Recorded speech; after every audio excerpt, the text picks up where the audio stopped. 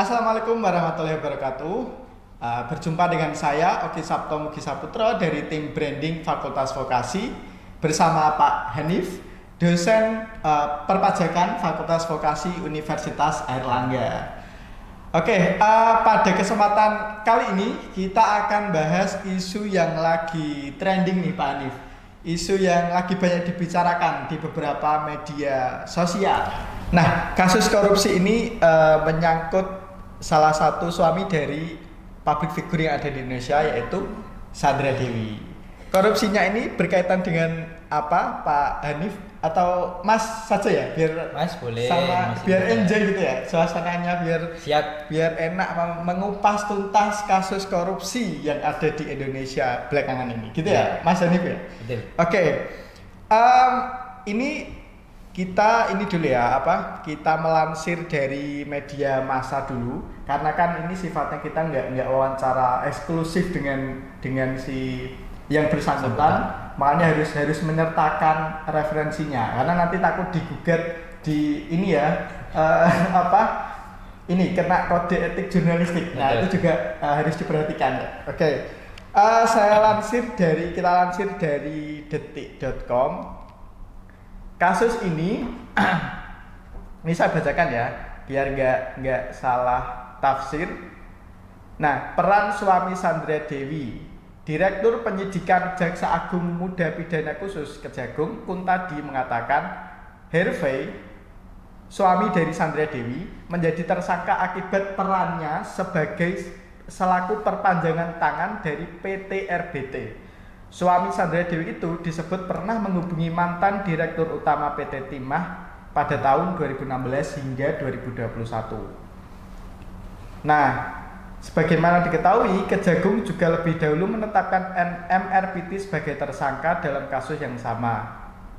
Kuntadi menyebut Harvey melakukan pertemuan dengan RZ. Hasil pertemuan itu menyepakati kegiatan akomodir pertambangan liar tersebut dibalut dengan sewa-menyewa peralatan proses peleburan timah. Nah, jadi yang kita garis bawahi di sini adalah akomodir pertambangan liar, Mas Hanif.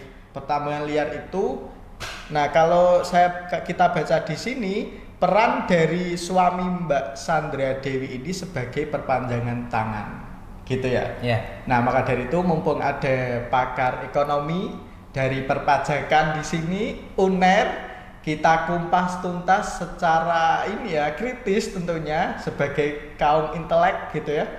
Kita lihat perspektif dari Pak Mas Hanif ini seperti apa melihat kasus korupsi yang terjadi di Indonesia saat ini, gitu ya. Mas Hanif, ini kira-kira dari adanya kasus korupsi yang melibatkan suami Sandra Dewi dan bahkan public figure Helena Lim ya kalau nggak salah. Nah, itu kira-kira dampak dari kasus ini terhadap kondisi perekonomian Indonesia itu seperti apa, Mas Hanif?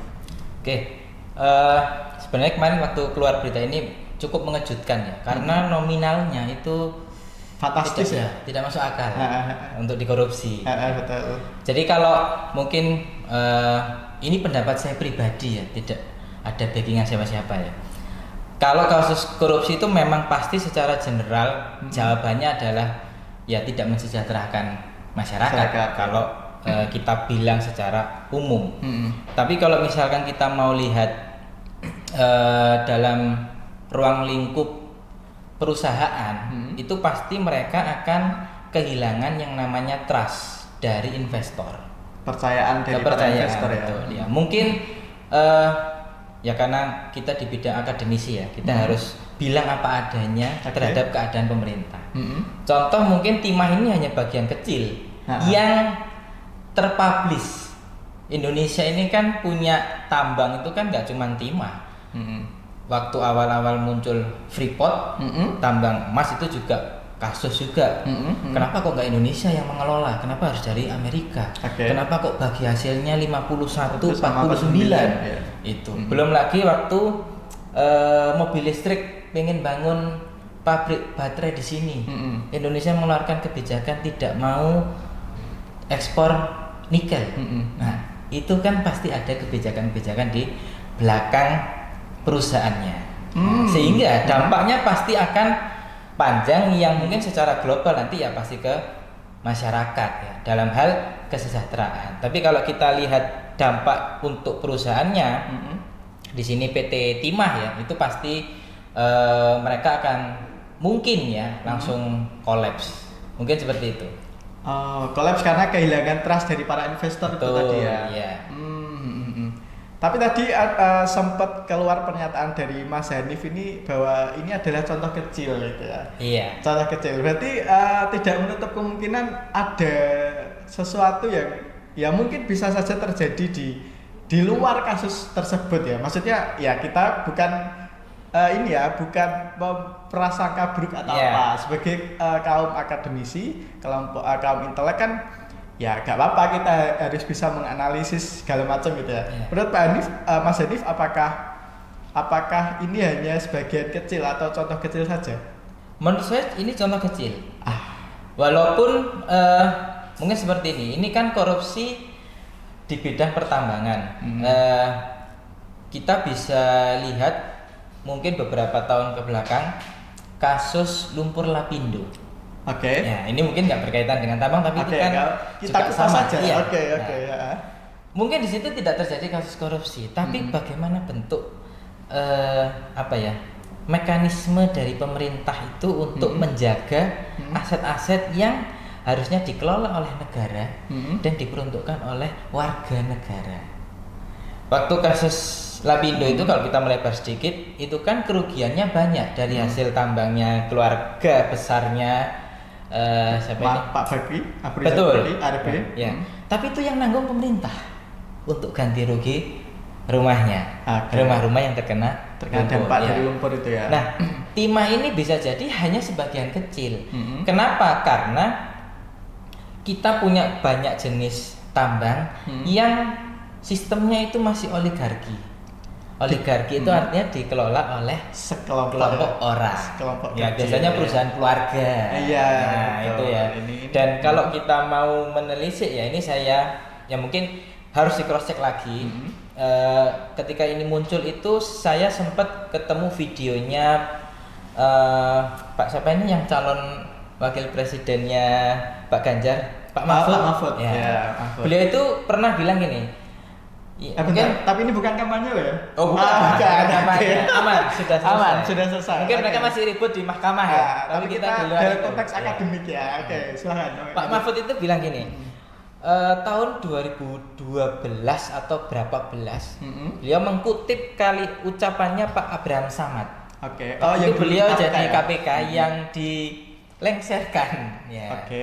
Bahwa kalau dari pendapatan tambang aja, kalau nggak dikorupsi itu kan setiap orang Indonesia itu bisa dapat 20 juta per bulan tanpa kerja. Iya.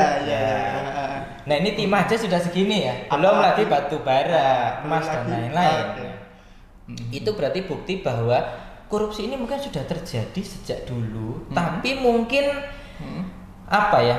belum ada yang berani mempublish ke publik seperti ini kasusnya. Belum ada yang membongkar lah. Belum ada yang membongkar. Nah, mungkin kalau dampak berkepanjangannya adalah Indonesia harusnya bisa pemerintah itu mengelola bagaimana hasil bumi itu bisa tertib secara pelaporan. Oke. Jadi memang secara ekonomi dari perspektif ekonomi Mas sangat merugikan gitu ya. Betul. Baik bagi masyarakat maupun sebetulnya bagi perusahaan itu sendiri karena tidak dipercaya atau tidak mendapatkan trust dari para investor di kemudian hari gitu. Betul. Ya Pak Hanif. Oke, tadi udah nyinggung soal penegakan hukum, soal KPK segala macam. Nah, menurut Mas Hanif ini bagaimana sih sistem pengawasan dan penegakan hukum terhadap korupsi dalam kasus ini idealnya seperti apa atau langkah-langkah yang sebaiknya diambil itu seperti apa? Jadi secara umum ya karena kita juga bukan orang hukum, memang harusnya KPK terus kemudian Kementerian Alam ya sumber daya alam itu mereka bisa saling bersinergi. Kemudian juga dari Kementerian Keuangan melalui Dirjen Pajaknya itu juga harusnya itu bisa mengawasi berkaitan dengan pelaporan keuangan. Jadi saya baca di beberapa artikel ya, tapi kemarin itu nemu rangkumannya di Instagram. Biasanya kan update itu paling cepat di Instagram atau Twitter. Mereka itu melakukan kecurangan korupsinya itu melalui CSR. Nah, akhirnya saya mengulik ya. Saya juga tanya ke beberapa teman yang lebih pakar berkaitan dengan perpajakan bahwa CSR itu sensitif karena bentuknya sumbangan. Nah, ini berarti kan harus ada aturan-aturan yang lebih dispesifikkan. Ya. Jadi korupsi ini itu tadi dijelaskan kan bahwa di beberapa artikel laporannya dibuat aja, transaksinya sewa menyewa. Padahal itu liar. Tapi kamu dianggap anak perusahaannya aja, biar enak. Nanti kamu tinggal setor. Nah, setoran keuntungan ini bentuknya CSR. Nyumbang. Jadi nyumbang mungkin nyumbangnya dalam bentuk barang produksi atau alat atau dan lain. Nah, yang kita harus pahami bahwa CSR itu kalau di perpajakan itu hanya bisa dibebankan berkaitan dengan 5 poin. Nah, ini semoga saya ingat. Yang pertama CSR berkaitan dengan pendidikan. Contoh misalkan PT Jarum. Itu ngasih beasiswa atau dari Sampurna. Itu boleh dibebankan. Artinya kalau dapat pendapatan kotor, itu bisa mengurangi CSR-nya. Pajak itu kan dikenakan dari net profit, pendapatan bersih yang sudah dikurangi beban-beban. Nah, CSR itu boleh dijadikan pengurang pendapatan kotor ketika dia termasuk ini yang pertama, pendidikan. Jadi kalau PT Jarum dapat pendapatan 10, kemudian dia mengeluarkan beasiswa 5, maka yang dikenakan pajak itu hanya 5. Oh, berarti yang dihitung itu sisa dari CSR itu tadi ya? Iya. Kemudian yang kedua tadi pendidikan, kemudian penelitian. Nah, penelitian itu termasuk. Contoh misalkan ini ya, penelitian berkaitan dengan vaksin. Vaksin COVID misalkan. Nah, ini banyak perusahaan yang berlomba-lomba. Saya nyumbang 10 miliar untuk riset yang dilakukan oleh Kementerian Kesehatan. Itu boleh menjadi pengurang pendapatan. Kemudian yang ketiga itu bencana alam yang diumumkan oleh pemerintah. Bencana alam yang diumumkan. Itu kan spesifik ya. Bencana alam itu kan nggak semua. Contoh misalkan di kampung saya terjadi banjir, tapi hanya di kampung saya. Itu tidak boleh, tidak dianggap CSR. Berarti harus skalanya nasional. Contoh tsunami, gempa. Nah, itu kalau diumumkan oleh Badan Penanggulangan Bencana, ada perusahaan nyumbang itu boleh. Kemudian olahraga. Contoh Jarum Foundation, bulu tangkis. Itu kan mengeluarkan gedungnya, ngasih bayaran atletnya, itu menjadi juga CSR. Kemudian yang terakhir saya agak lupa. Pokoknya ada 5 itu ya. Jadi 5 ini yang boleh menjadi pengurang. Nah, yang kelima kayaknya ini CSR-nya untuk suaminya Sandra Dewi mungkin ya. Mungkin aja itu ya. Jadi boleh.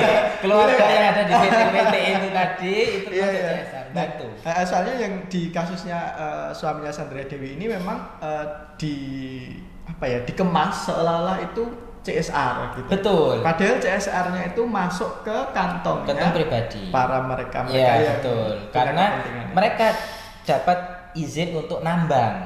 Jadi mereka dapat izin nambang, gantinya saya harus dikasih dong. Harus. Dan bentuk CSR aja biar tidak teraudit. Nah, tapi pada akhirnya kok bisa ketahuan itu. Hebatnya ini yang paling andil untuk membongkar kasus ini itu sebenarnya siapa apakah pajak atau maksudnya gini, yang mengendus pertama kali bahwa ini kayaknya ada transaksi yang tidak wajar. Nah, itu siapa Mas Hanif? Apakah pajak juga berperan dalam Dirjen Pajak, apakah punya peran dalam menyoroti hal-hal semacam itu atau yang murni tugasnya para penegak hukum? Kalau ini agak menakutkan untuk menjawab siapa yang mengungkap ya. Karena harusnya kalau secara umum ya kan perusahaan itu pasti ada laporan audit setiap tahun. Nah, harusnya dari laporan audit itu auditor eksternal dan internalnya ini harusnya sudah bisa mengendus sejak belasan tahun yang lalu. Nah, tapi kita masih belum tahu kenapa, karena yang mempublish ini kan dari kejaksaan. Iya, betul. Nah, jadi belum ada dari KPK, belum berkomentar, dari Dirjen Pajak juga belum, dari Kementerian Sumber Daya Alam juga belum ada press conference. Saya belum pernah. Saya mungkin orang sudah lihat, tapi saya belum tahu, hanya berita dari kejaksaan. Nah, ini masih jadi pertanyaan. Siapakah orang yang pertama kali mengungkap ini? Ya, Dan mungkin siapa dia posisinya? Itu perlu, karena mungkin sedikit menambahkan ya. Mungkin yang sudah menjadi tersangka 16. Mungkin maksudnya itu 160 orang atau 1.600 orang, karena uang segitu banyak dimulai dari lapangan kan itu, dari lapangan tambangnya, berarti mungkin ya ada bosnya di lapangan, naik ke perusahaan, sampai mungkin naik ke kementerian, bisa saja ke auditornya, ya itu sudah tersistematis. Ya, jadi mungkin pasti kalau ditangkap ya harusnya nggak 16 orang. Harusnya ya.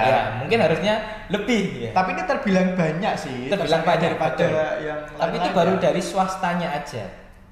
Kayaknya kita harus tunggu. Kita tunggu penyelidikan proses hukum dari kejaksaan. Betul, dari kejaksaan. Tapi sebagai informasi nih, 271 triliun itu bukan serta-merta uang semua. Betul, bukan ya Pak Mas Hanif ya. Tapi bisa berupa taksiran dari kerusakan alam, kerugian, ya mungkin kerugian masyarakat sekitarnya itu ditaksir mencapai 271 triliun. Betul. Bukan 271 dalam bentuk uang. Nah, itu kalau dalam bentuk uang perlu korupsi berapa tahun gitu ya. Betul ya, karena nggak bisa. Ini hanya taksiran. Jadi mungkin saya juga awalnya terjebak, 271 triliun nih gimana ngabisinnya? Dan itu nggak mungkin di bank ada uang segitu. Oh iya ya. Ya, mungkin bentuknya makanya di sini kan dipecah. Saya tuh nemu artikel juga yang diupdate itu ya. Jadi ada kerugian ekologis, berarti ini alam, yaitu 183 triliun. 183. Ya, itu taksiran kerugian tanah yang dibor ya. Akibat penambangan liar tadi. Betul. Kemudian kerugian ekonomi lingkungan, mungkin yang harusnya bisa tumbuh perumahan atau perkebunan itu 74,4, dan kerugian biaya pemulihannya itu 12,1. Tapi semua satuannya triliun ya, bukan rupiah. Bukan lagi rupiah ya. Iya, jadi memang dari perspektif pajak ya tadi ya seharusnya sudah bisa diendus. Nah, kemudian pertanyaan saja adalah apa yang seharusnya bisa nih dilakukan oleh pemerintah untuk mencegah kasus semacam ini agar tidak terjadi lagi ke depannya. Ya meskipun agak pesimis ya, agak mungkin lah bisa dicegah ya, karena semua itu butuh. Kalau dari sisi sosial nih Pak Hanif ya, latar belakang saya sebagai dari sosial, jadi terkadang struktur ini membutuhkan yang namanya pelumas. Ya. Struktur dan sistem ini membutuhkan pelumas agar bisa agen-agen ini bisa berjalan. Betul. Ya kita tidak memungkiri bahwa memang hal itu kan bagian dari bisnis. Betul. Nah, tapi jangan sampai kerugiannya itu bisa menimbulkan terlalu besar kerusakannya. Kerusakan mungkin seperti itu ya. Ini disapu saya sama Mas Hanif ya agar aman gitu mainnya. Jadi gimana menurut Mas Hanif agar tidak terjadi hal-hal serupa di kemudian hari? Benar juga kalau mungkin dikatakan pesimis ya. Saya sendiri juga, kita ini hidup di negara yang birokrasinya ruwet, bertele-tele, terlalu melewati banyak orang, banyak jenjang untuk ngurus surat ya. Mungkin kita di dunia kampus saja kalau mau ngurus surat harus ke Pak ini dulu, ke sana gitu ya. Tapi mungkin di dunia bisnis ya itu tadi harus izin ini, izin itu. Kalau di akuntansi itu dokumen itu harus double entry. Jadi kalau ada penjualan dan pembelian itu memisahkan antara bagian yang ngeluarin uang dengan yang menerima invoice. Karena kalau yang menerima invoice itu si keuangan, dia bisa bikin invoice sendiri. Makanya bisa. Ya, jadi itu. Misalkan seperti itu ya. Jadi mungkin birokrasinya bisa dikurangi, nggak terlalu banyak. Disederhanakan gitu. Disederhanakan. kemudian ya ini mungkin klise juga ya, memperbanyak orang jujur di pemerintahan. Wah, jujur ini agak sulit ya. Iya. Kita harus balik ke zaman para rasul. Oke, kemudian faktor-faktor sistemik apa nih menurut Mas Hanif yang mendorong terjadinya kasus korupsi dalam skala besar dan ya nasional lah itu. Itu faktornya apa aja Mas Hanif? Faktornya adalah kebersamaan. Kebersamaan apa nih? Kebersamaan itu maksudnya gini. Saya itu pernah dapat nasihat ya. Orang jujur itu kadang kalau dia hidup di lingkungan yang rusak, itu pilihannya hanya dua. Dia sekalian ikut atau dia akan disisihkan, disisihkan. Jadi ya memang kita itu hidup di dalam sistem itu gitu. Jadi kalau faktor apa yang menentukan terjadinya korupsi ya karena lingkungan kita itu punya pengaruh besar terhadap si manusia ini. Kita mungkin bisa bilang ya semua itu tergantung orangnya. Itu kan jawaban general. Iya betul. Iman aja tidak cukup untuk menahan kita tidak korupsi. Kadang kita nggak nerima pun tapi kita dipaksa. Kamu harus nerima karena ini kebersamaan. Ya, apalagi melihat rupiah yang jumlahnya banyak, siapa yang nggak tergoda gitu ya. Kita aja kadang kalau ada uang jatuh di jalan 100.000 nggak mungkin kan kita umumkan, Bapak Ibu ada nggak yang jatuh? Kita injek, aman kan? Tarik. Iya.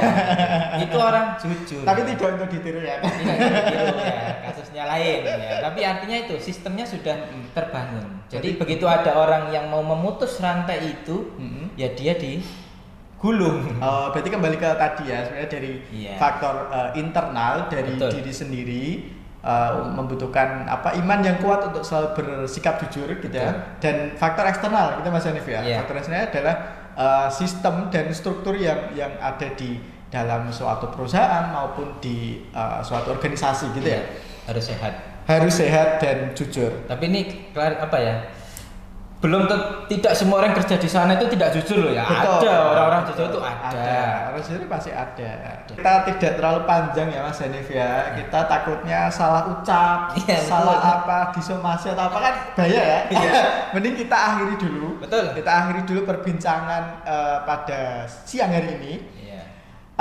Jadi Mas Hanif bisa menyimpulkan nih kira-kira dari adanya kasus suami Sandra Dewi ini apa sih yang poin penting apa yang harus diperhatikan dan bisa diperbaiki ke depan? Siapa tahu podcast kita ini didengar oleh para pemangku kebijakan. Monggo Mas Hanif. Oke, terima kasih. Jadi berkaitan dengan kasus korupsi timah ya ataupun apapun bentuknya korupsi itu, kita harus sadar bahwa apa yang dimiliki negara kita tercinta ini, Republik Indonesia itu harus dikuasai negara dan juga diperuntukkan untuk warga negara.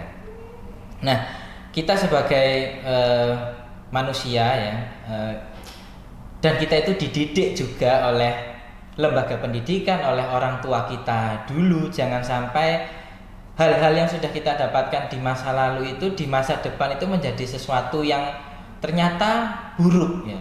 Orang-orang yang korupsi itu kan sebenarnya nggak bodoh. Mereka itu pintar ya, tapi mungkin menyalahartikan kepintaran mereka untuk hal-hal yang menguntungkan diri sendiri. Jadi semoga dengan kasus ini menjadi pembelajaran juga bagi pihak-pihak terkait ya, supaya bisa lebih mengeluarkan aturan yang spesifik, yang detail sehingga mengurangi celah-celah yang bisa dimasuki oleh orang-orang yang tidak bertanggung jawab. Dan kita di lembaga pendidikan ya itu juga sekuat tenaga kita itu mendidik anak-anak mulai dari SD sampai perguruan tinggi supaya nanti mereka itu bisa menjadi penerus bangsa, di mana bangsa kita ini bisa lebih maju, lebih berkembang dan mungkin bisa menguasai dunia. Oke. Luar biasa dari Pak Mas Hanif ini ya. Mas Hanif ini semoga kuat mendidik teman-teman mahasiswa ini menjadi kaum intelektual yang jujur, berprestasi dan tentunya berkualitas. Gitu ya. Kita akhiri podcast vokasi pada siang hari ini. Sampai jumpa di pertemuan selanjutnya.